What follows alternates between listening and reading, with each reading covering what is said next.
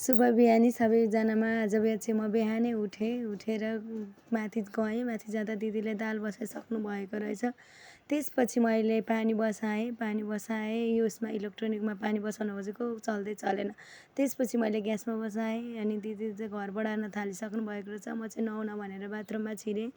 अनि नुहाउन छिरेँ, नुहाएर निस्किसकेपछि आज के सब्जी पकाउने भनेर सोचेँ। अनि फुलकोपी रहेछ, त्यही फुलकोपीलाई काटेँ अनि फुलकोपीलाई काटिसकेपछि त्यसलाई सानो सानो बनाएँ। अनि फुलकोपी फेरि काट्दै र फेरि सानो बनाएर राखेँ, त्यहीँनेरि काटिरहेँ।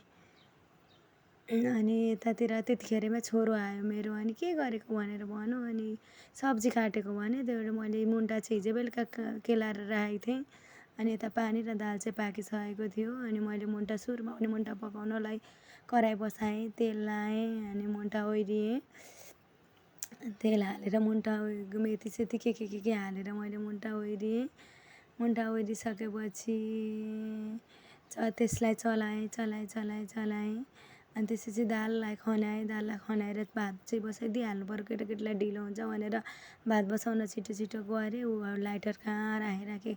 एकछिन त लाइटरै खोज्न टाइम लाग्यो। त्यसपछि कागजले बालेर ग्यास बालेँ, पानी खाएँ अनि बाहिर निस्किँदा मेरा बुढा उठेर छोरो कालो चिया पनि बसाएको थिएँ। कालो चिया अनि कराहीमा त मुन्टा पाक्दै थियो। अनि यो चाहिँ ग्यासमा दिदीलाई फेरि दुध हालेको चिया बसाइदिएको।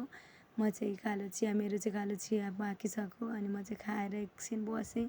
बिहान यति हतार हुन्छ नि, छिटो केटाकेटीहरू पनि आउँछन्, डिस्टर्ब गर्छन्। नि मेरो कान्छो छोरो आयो, किन भिडियो गर्नुभएको, किन भन्छ। अनि त्यसपछि आएँ, किचनमा आएँ, ड्याङ डुङडुङ पार्छौँ हामी भनेर चलाएँ। त्यसपछि हिजो काठमाडौँबाट पेडा ल्याउनु भएको थियो, पेडा दिएँ केटाकेटीहरूलाई।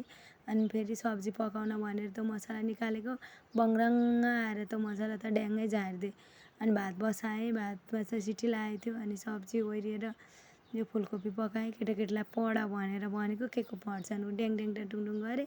यो चाहिँ रातभरि फुटबल खेलेर भर्खर उठ्दैछ।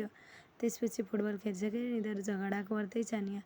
अनि दाजु चाहिँ गयो, चाहिँ नगर भन्दै। अनि ल आजलाई यति नै, बाई बाई भनेर यिनीहरू